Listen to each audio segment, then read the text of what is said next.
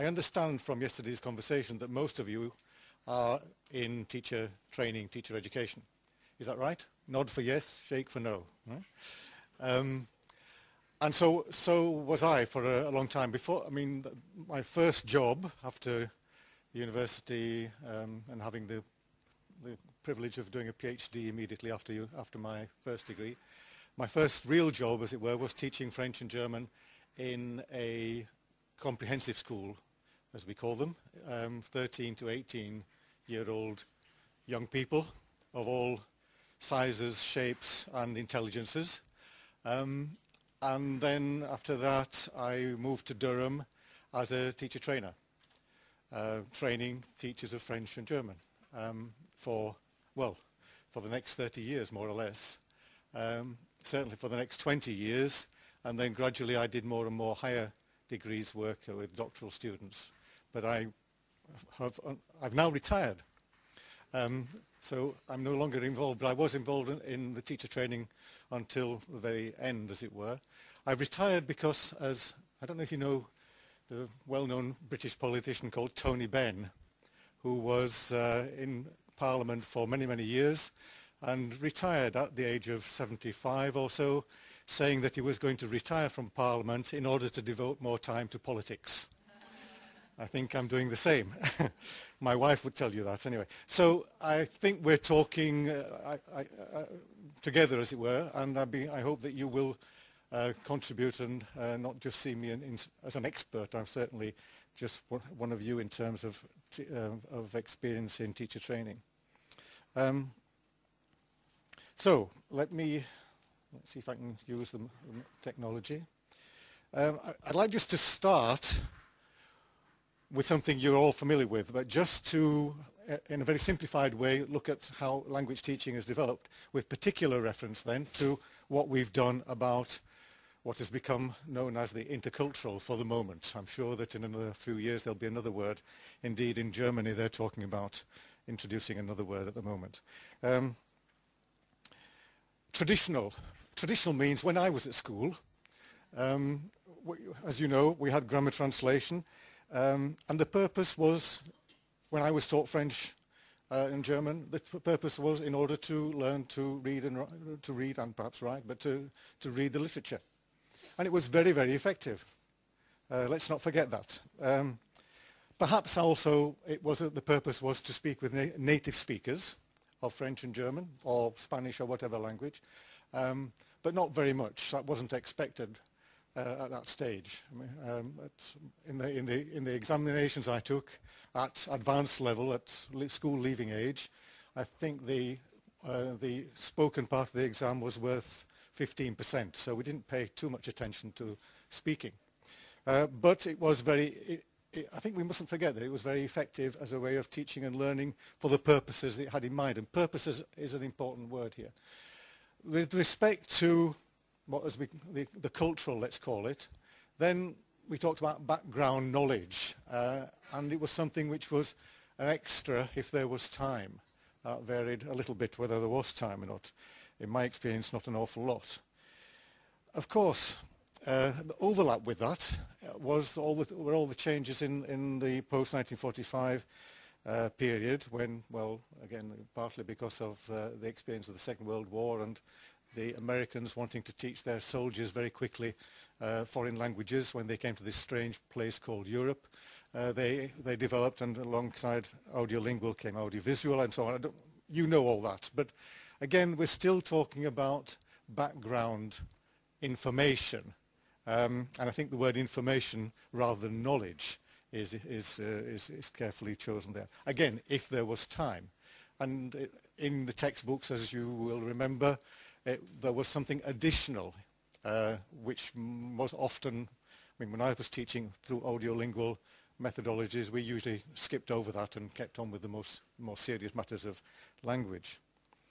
Then came the communicative approach, rather than method, and the famous quote from Himes about the importance of communicative competence, not just linguistic competence, not just the linguistic competence that had been analysed by Chomsky and so on. the communicative competence, when to speak, when not, what to talk about, with whom, when, where, and in what manner. And that, in a sense, shaped the work that we've done, I suppose, ever since. However, when one looks back carefully at that, Himes did actually talk about culture, but it was skipped over. It was ignored.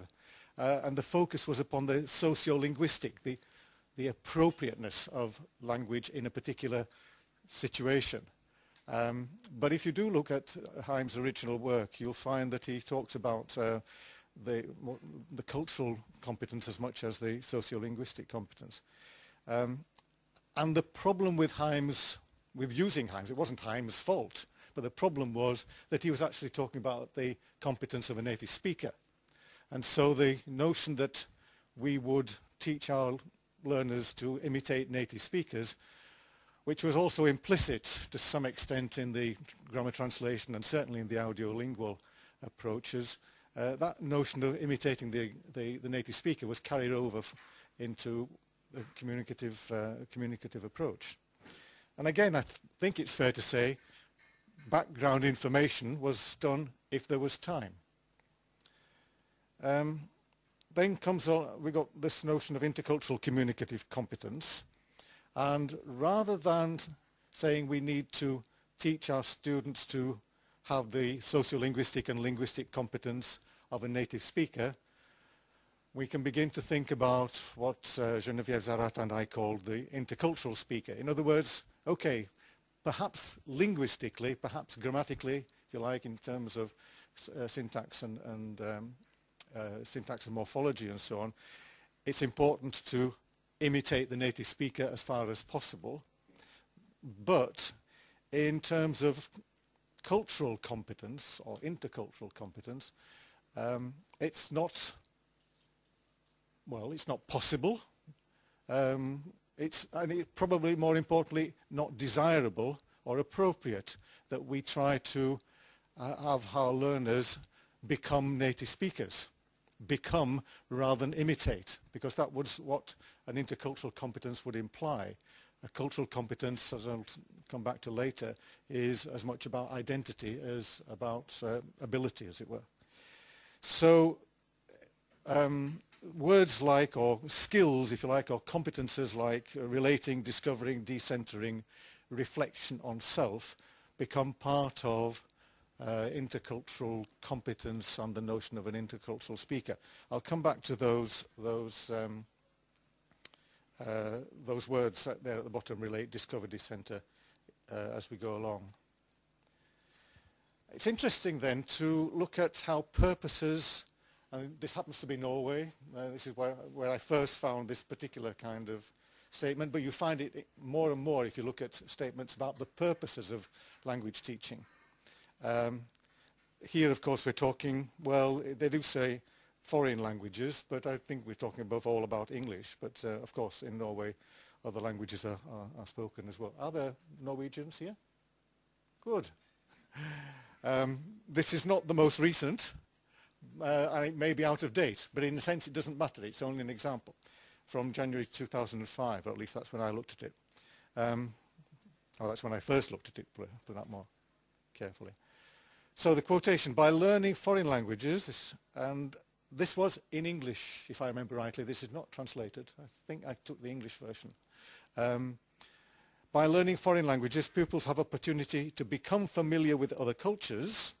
Well, that's a bit like background information, if you like. That's something that's been there for forever. Such insight provides the basis for respect and increased tolerance. So there's an attitudinal issue, and contributes to other ways of thinking, broadens pupils' understanding of their own cultural belonging. And I think that's what's new in the kind of intercultural perspective. And in this way, pupils' own identity is strengthened. So there in that statement, as I say, you can find similar things in other places. The point about identity is made very strongly.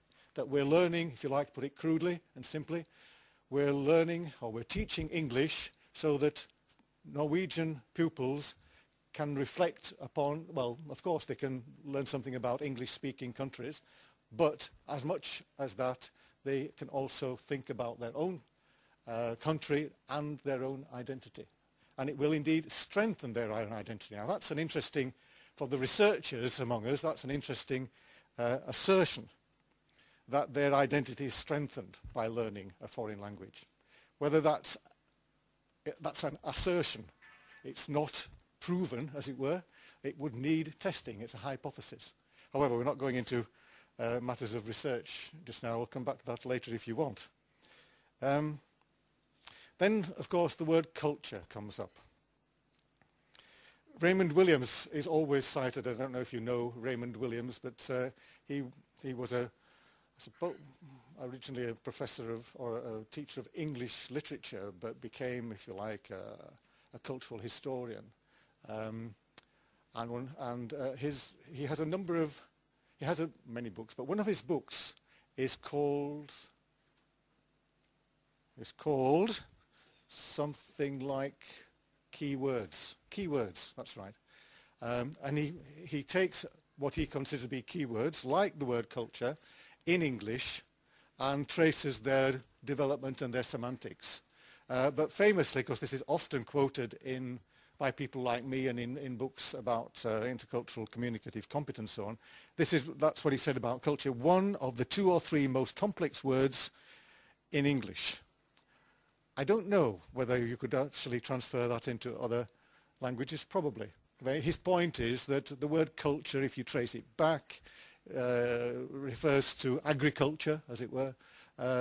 It became associated with notions of craft and trade, and then became associated with its much greater complexity of high culture, low culture, and so on.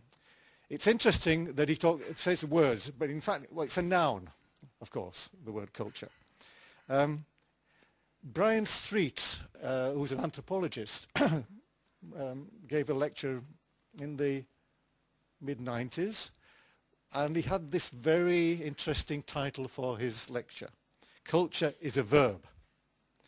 Of course, it isn't a verb for us grammarians, but his point was that culture, and many attempts to talk about culture, have treated it indeed as a noun in the way that Raymond Williams does, and looks at what culture refers to, if you like, in the world, whether it refers to the phenomena of high culture, of painting, literature, etc., or whether it refers to everyday low culture, as some people call it, the things we eat, drink, and so on. That's, as it were, approaching it and keeping it as a noun. But Brian Street's point was what we should be thinking about is that culture refers to what people do and what we can observe people doing. And then beneath that, although we cannot, as it were, see it, are the, and this is my phrase rather than his, the beliefs, values, and behaviors that are, as it were, driving what you can observe in people. And you won't be able to read all that. You haven't got that on your sheet because it's an image and it was very heavy to send by email. It doesn't really matter. The details don't matter. And but it's a very well-known image which you can easily find on the internet, as I did. The idea that what you can observe are the things that people do, what they eat, how they dress. I mean, the words at the top are nouns still, but I would try to turn them into verbs, as it were. What they eat, how they dress, what music they play, what visual arts they produce, and so on. But beneath all that are many other things which drive that. And again, here it tends to be in terms of nouns. I don't know how many of those you can read, but courtesy, contextual conversational patterns, concepts of food, and so on. That's not what's beneath this, what's in that particular image. In the iceberg part itself doesn't interest me particularly. But what does interest me is on the left-hand side, what they say, what is called above sea level, are certain, well, above sea level, it doesn't use the word rules, but there are things that above sea level which are there as an emotional load, it says. What interests me, below sea level, there are rules. The unspoken rules, which are perhaps to some extent conscious, semi-conscious as it were, but then there are rules further and further down which we follow in our behavior, which we wouldn't easily be able to make conscious, but they are there. It's the notion of rule, ruled behavior. Rule, of course, in the sense of what is regular. The word rule has at least two meanings, doesn't it? On the one hand, it refers to things which are regular, if you like, normal, but there's the notion of a rule that you must follow. I'm not referring to the rules of a school which everybody must follow, or ought to follow, are obliged to follow, but I'm referring to the use of the word rule as what people normally do. And those rules are at different and increasing depths. Let's look at an example from, I don't know if you know this book, but it's become very, very well known, I think. The book called Watching the English, and we're referring to the English, not the British. But again, the key word there is watching. It's what you can see. And again, this is an anthropologist, Kate Fox, who over many years observed people doing things. And then, this is what anthropologists do, in their role as ethnographers, she began to try to analyze what rules are driving, what rules are those people are following, what norms, perhaps I'll use the word norm now, what norms they're following in the behavior you can observe. Now, it's very complex, and the examples she gives are quite long. So I've taken for this slide the simplest I could find. However, it might look to you a bit like a stereotype. You need to ask yourself, are the British or the English, are the English the only ones who talk about the weather? Or perhaps these rules also apply in your own language and culture. However, what she did with this particular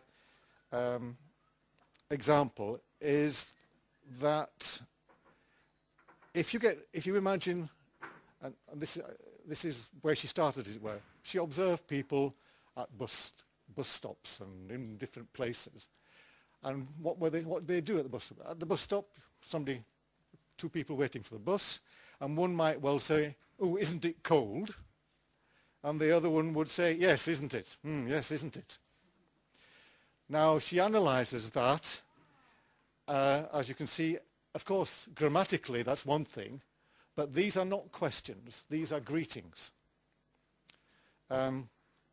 So, "Oh, isn't it cold?" is saying, "I'd like to talk to you. Will you talk to me?" And if you say, "Yes, isn't it?" then you're saying, "Yes, I will. I do want to talk to you." It's an opening, as it were. You could, of course, ignore. The norm is to say, "Oh, yes, isn't it?" Because the norm is to be sociable at the bus stop in England. Whether it's the norm to be sociable at a bus stop in other countries is a different matter. But some people, and therefore most people, will follow the norm or rule. So they will follow this, what she calls reciprocity rule, that you respond. You can break the rule. It's a norm, and you can be abnormal. And you might just ignore. Or you might be awkward and say, no, I don't think it's cold. Where I come from, blah, blah, blah, blah. And you're responding, but not in the normal way. And you're saying something different, as it were, about the kind of relationship you want to establish. So she says that in this simple example, there is a reciprocity rule that you normally respond. There's a context rule that you can use this kind of exchange as a greeting, as an icebreaker for further talk, or as a default to fill the gap. If we now start talking and the bus is late, as usual, then we might run out of things to say. So what do? We go back to the weather. That's what she means by a default. And she's observed this happening often. So it's a default. So you go back to the weather and hope that the bus will come. Otherwise, you find yourself in a situation where you have to become, as it were, the relationship will change, and you might have to just drop it, or you might have to develop the relationship into something more than just a casual bus stop relationship. And the third element is what she calls the agreement rule, that indeed you say yes, isn't it? If you don't agree, then that's abnormal behavior, and people feel uncomfortable. But people do. I mean, these are norms of behavior, and behind those norms are in this case, the norm that it is appropriate, it's expected to be sociable at the bus stop in English country, in English towns or country even.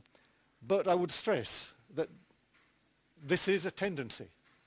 We can all be abnormal, and indeed in our societies there are abnormal people who are permanently abnormal, and then there are some of us who are just abnormal because we got out of bed on the wrong side on this particular day.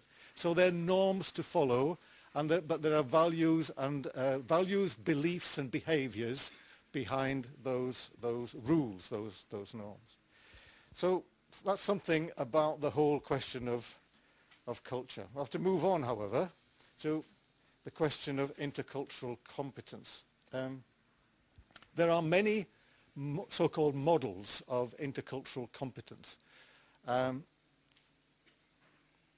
Many. And this wouldn't be the time, and it wouldn't be an appropriate place in which to talk about all those models. I can give you a reference later if you wish. But just to take two examples, there's one very well-known model by Bennett, I can't remember his first name for a moment, in which he says, and this is essentially a descriptive model. He says if you put people in a foreign, strange environment, they go through certain psychological stages. The first stage is what he calls denial, that you don't want to know, and you keep the foreign, the other, at a distance. The second stage is defense, where you fall back on your own norms and say, as it were, they are better.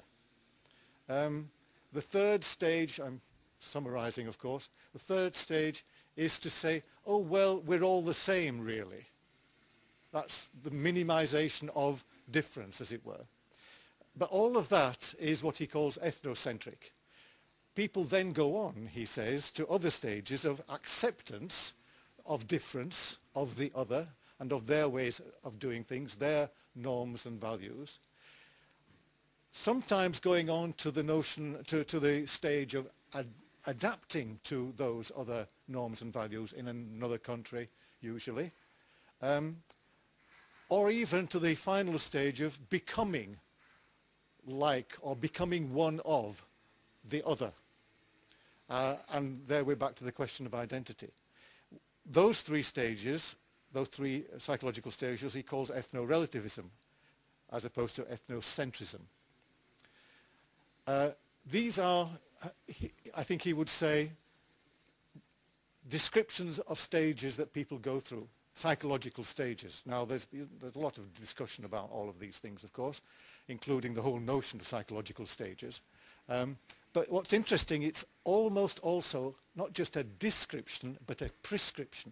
Because what he implies, even if he doesn't say explicitly, is that ethno-relativism is better than ethnocentrism.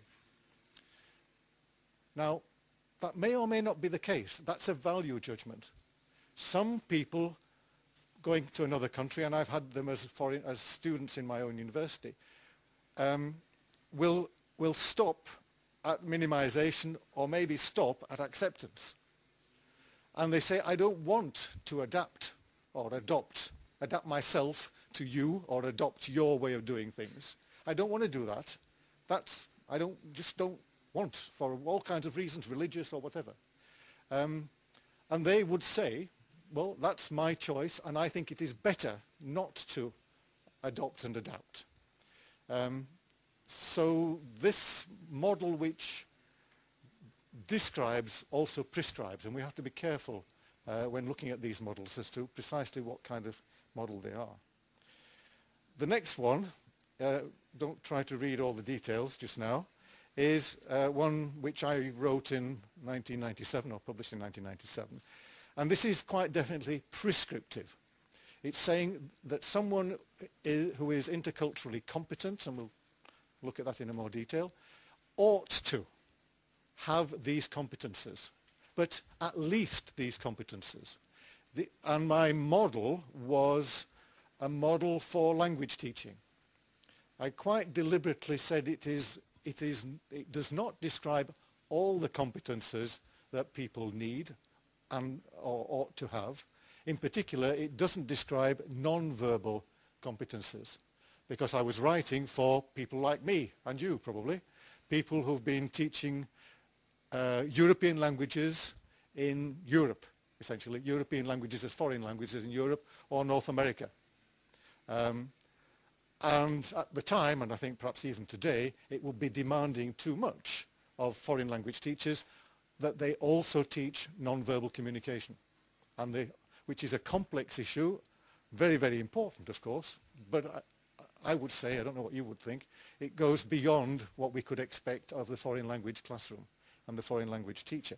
So it's a restricted model, a restricted list of competences, deliberately, but nonetheless prescriptive, saying this is what we ought to be teaching and learners ought to be learning. So there's a whole range of savoir, and this was part of the word, the French word was used partly because I worked on this with Geneviève Zarat, but also because it's neat in French in the way that it isn't in English. Different kinds of savoir. However, the word savoir has caused problems for people in East Asia and so on. They find it a bit difficult. They, first of all, can't pronounce it, and secondly, they wonder what's this English word that I have not met before. But there's the issue of knowledge as opposed to information. There's the question of, or the skill of being able to interpret and compare, and we'll come back to the details. There's the attitude, not of tolerance. I didn't want to include the notion of tolerance. We can come back to it if you like, but of openness and curiosity. The problem with tolerance, in a nutshell, is that it's how shall I put it? It's degrading almost to the person that I tolerate you. It's okay, you can do what you like, but you know, I tolerate that. That's a simplistic view of it, but nonetheless. And then savoir apprendre, the ability to acquire new knowledge and apply, in most cases, in real time. Savoir s'engager, to critically evaluate on basis of conscious criteria one's own and others' beliefs, values and behaviours, cultures if you like. And then, of course, communicative linguistic competence in one or more languages. It has been, over the last 10 years, quite influential, perhaps because it's simple, and perhaps because I was thinking of language teachers as I wrote it, I don't know. But certainly there are problems with it, and one of these days, perhaps in the near future, I'll come back to it and have another look. But there's a kind of overview. Don't worry about the details, but I like to show that because the savoir s'engager, the notion of critical cultural awareness, is symbolically in the middle. So for me, that's the most important, in a sense, the most important educational dimension of it. Let me give you an example of someone using this model. She was it's from Bulgaria, and we've got a colleague from Bulgaria here, and it was part of a project, a curriculum development project, and using this model as a basis for for developing materials and lessons. I have never met Casimira. I always use this example because it's the most complete example in the book which is mentioned. But I would like to meet her one day. The important thing to notice there, it's 1998, 9 years after the change from socialism, as they call it, or called it. Her objectives were, as you can see, to show whether Bulgarian Christmas tradition has changed after 1990, compare British and the British tradition of Christmas cards and so on, to research. She picked up some of the points, some of the competences of the skills of being able to find out for yourself, some of the skills of comparing, and some of the skills of savoir comprendre, of being able to analyze and research for yourself. So this was a project over, I think, 8 or 9 lessons. I will tell you now that it was in a bilingual school, so the students were pretty good at English. However, if you look carefully as we go along, the linguistic demands were not very high most of the time. So in a way, it doesn't matter that they were in a bilingual school, and I often hide that until the end, but I won't hide that today. So this is roughly what they did, and I'll go through it fairly quickly because you're teachers and you can imagine the time it took. They had to go before, it was Christmas time, this time of year, they had to go before this little project started and buy a Christmas card in a local shop. They had to observe people buying Christmas cards, who they were, how many they bought, which Christmas cards seemed to be more or less popular. So they had to go out and observe in their own society. Then the first stage in the school, in the first lesson, if you like, was that she put them in groups. Each person had got their Christmas card, and they talked about what they had bought and what they had observed.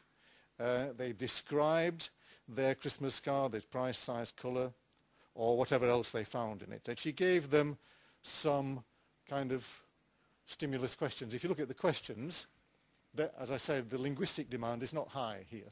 They're the ordinary WH questions.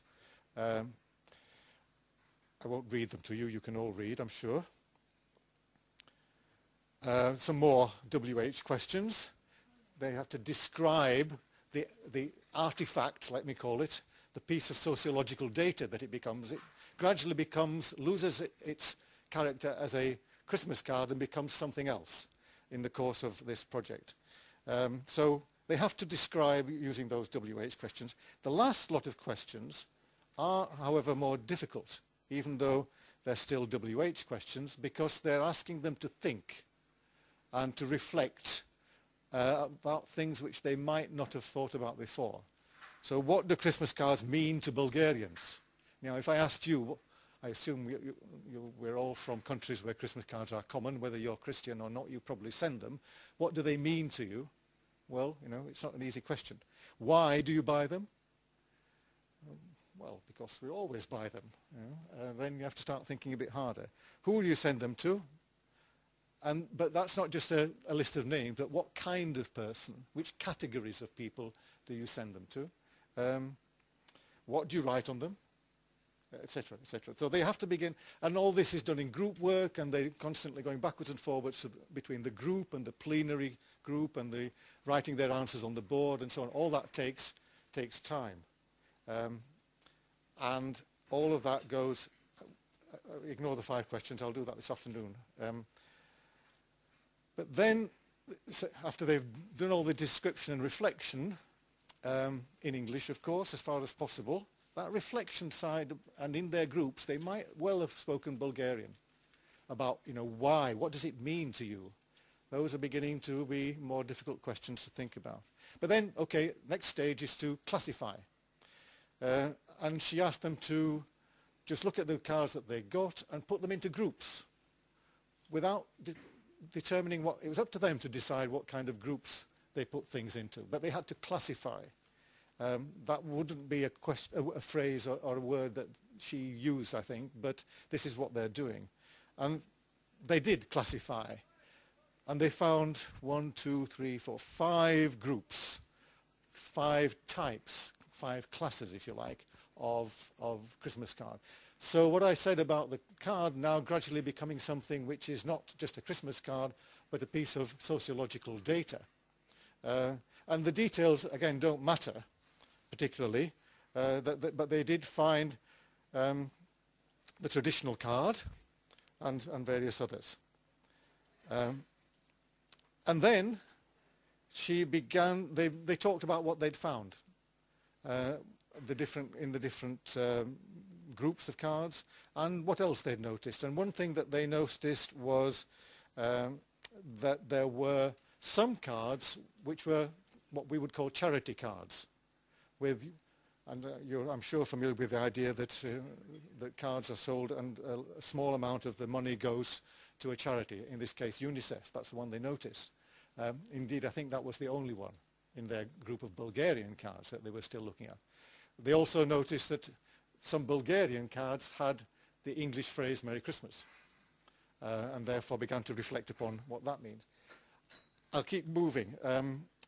All of that takes time and discussion in groups and in class and in the plenary. But then she went through the whole thing again, having given them, each group, some British cards. And they went through the whole process again of describing, analysing, classifying, and they found some differences and some similarities. They found 4 groups as opposed to 5, and there was some overlap and some difference. So it's the overlap and difference and the comparison where they begin to notice what is present in one culture, if you like, for the moment, and what is and not in another, and vice versa. And comparison made them reflect upon why there might be more traditional Bulgarian cards and didn't seem to be anything similar among the British cards. And the teacher did what teachers do, put these lists on the board and brought out the differences and discussed it. And one of the most striking differences was this question of much more on the British cards that there were references to charities and the cards being sold for charity purposes, as it were, but also what material the British cards were made of. They've noticed when they looked carefully, and that was the point, they had to look carefully, they noticed that often it said made of recycled paper. And apparently, according to Krasimira, they found this bizarre. They also found it a bit, why? It's a bit cheap, isn't it, to send a card to your friends made of recycled paper. But of course you're laughing because recycling is good. And I'm sure that in Bulgaria now it's also good. Is that the case? It's good to recycle. But they couldn't understand that at that time. So these are the things that came out, and she said they had then a discussion, and she gave them some account of the whole notion in Britain and in Western Europe, particularly in general, of buying cards to support charities and so on. She then they had discussions about the notion of charity, and in 1998, when these 17-year-olds could just remember the changes, but not very clearly, they had discussions, and I'm not sure to what extent this was in English and to what extent it was a Bulgarian, or to what extent it was mixed, but they had discussions about the notion of charity and what might happen. I'm going to skip over that and go to her other comment. This is Krasimira's comment. And I've highlighted in red the things which are important for me, as it were, in her comments. That at this point we had a discussion on British charities, their role and value, the word value in society. Remember the notion, beliefs, values and behaviours. The students learnt about, and she gave them some account of, information if you like, but it's not just facts, it's explaining the significance of these facts, and that's a distinction I would make between information and knowledge. So she gave them some knowledge. They learnt about different charities in Britain. They were surprised to find out that these charities got their funds from public donations. That on a Saturday afternoon, if you go into the marketplace in Durham, where I live, there's always somebody. Well, they don't shake the can now because that's against the local bylaws. You're not allowed to shake the can. But you go around, you're looking for whatever charity, asking for money. And the charities apparently get a lot of money from that source. Whereas in Bulgaria at the time, the new charities were being supported by the nouveau riche, and perhaps by people wanting to show that they were rich by giving money and making it well known. They explained, and the word explain, they began to think about and reflect upon, and whether their explanations were correct, it doesn't really matter. What was going on in Bulgaria at the time, they explained this, the fact that private businesses and so on were giving money, that people wouldn't give money on the streets. They explained this by reference to the centralized social service system in our country, which is still surviving, though quite neglected by the state due to its financial and economic crisis. As I say, the details don't matter. It's the fact that they were beginning to explain.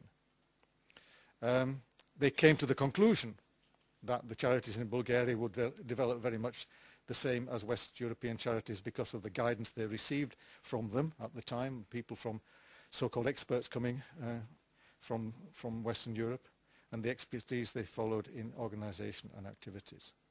So I can use this now to illustrate, if you like, the more theoretical concepts and competences which are in the model of intercultural competence.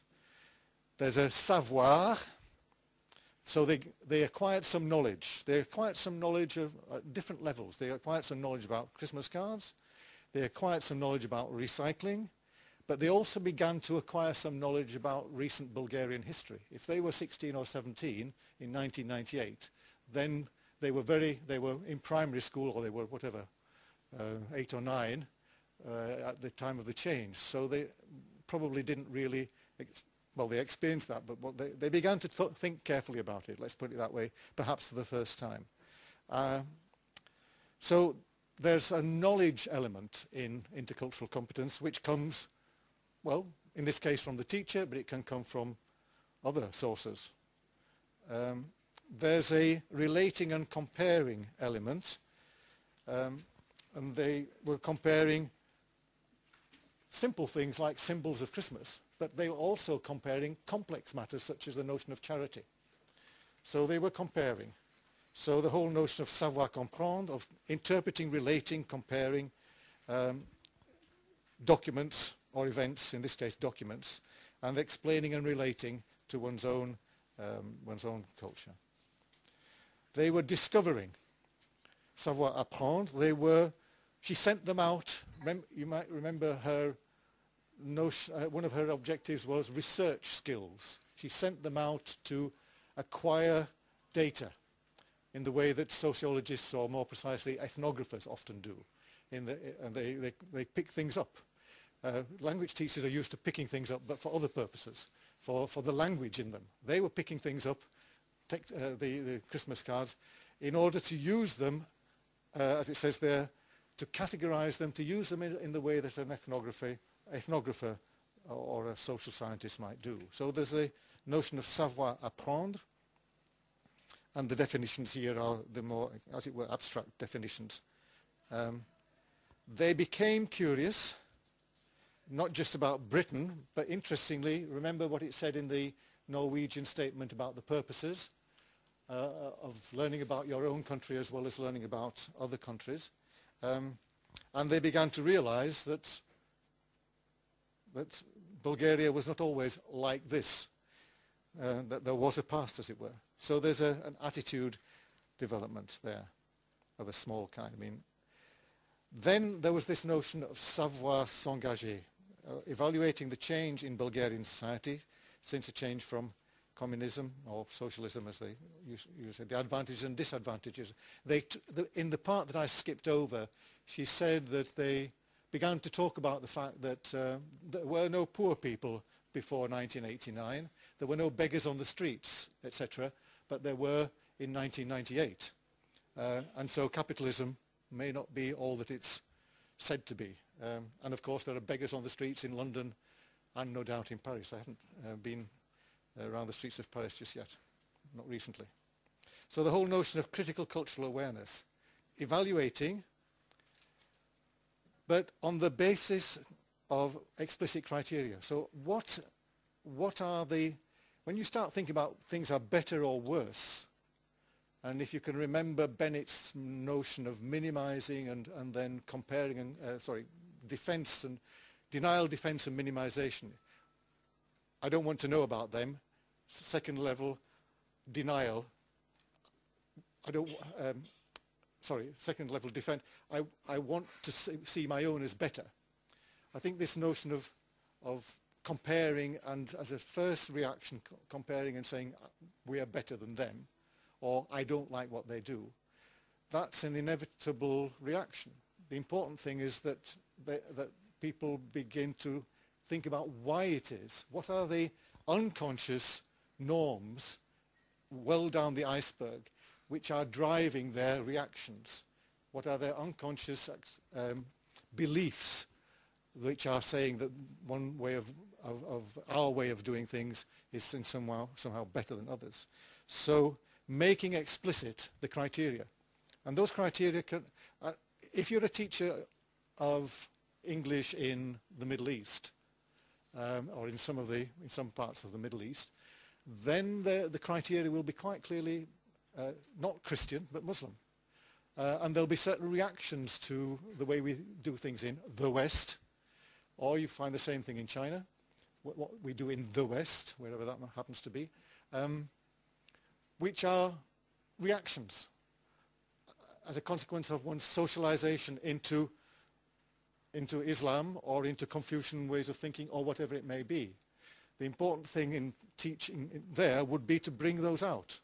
And for us, probably to bring out the Christian basis. Whether we're believers or not is irrelevant here.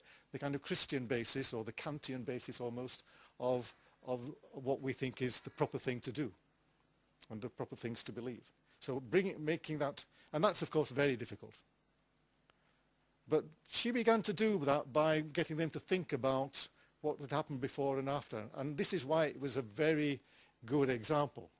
And it became much more political, if you like, with a small p, than she expected. It wasn't in her objectives to have a discussion about before and after communism or socialism. That wasn't in the three objectives at the beginning, but it turned into that. And there was a whole dimension of the lessons which were much more focused upon that and upon the whole question of why we react to before and after communism in the way that we do. And of course, ultimately, all of that was in English, or at least the vast majority. And so this is another topic for another day, but I think what's happening in a lesson like that is that the principles of CLIL are which are usually used in the teaching of other subjects, are being introduced into the foreign language classroom. And there's a lot to learn, I think, from that. Or another way of looking at it, which again I won't go into, is the question of what's the link between language and culture. It's through if you want to pursue this, look at the work of Michael Agar and his notion of rich points. And then citizenship education. I'm going to skip that. And we can come back if you like, because I'd like to give you time to react. We can come back to the citizenship education in a moment if you wish. But in terms of work that you're doing and I did, there are lots of implications for teacher training. There are just some. The whole question of identity, of professional identity. What are we? I mean, some people will react to me saying these things by saying, not my business. I'm a language teacher. And that's what I teach. I teach language. Geography teachers, social sciences teachers, religious teachers of religion, where appropriate, can do the things you're talking about. maybe citizenship education teachers can do the things you're talking about, but I'm a language teacher. So there's a whole series of questions that would need to be brought up among trainee teachers, both initial service and in-service teachers, about identities which are behind this kind of thinking. And as I hinted a moment ago with reference to CLIL, there's also a shift in focus here. The shift from teaching the language to using the language for some other purpose and transferring some of the principles of CLIL into the foreign language classroom. And communicative language teaching would argue that that is a good thing.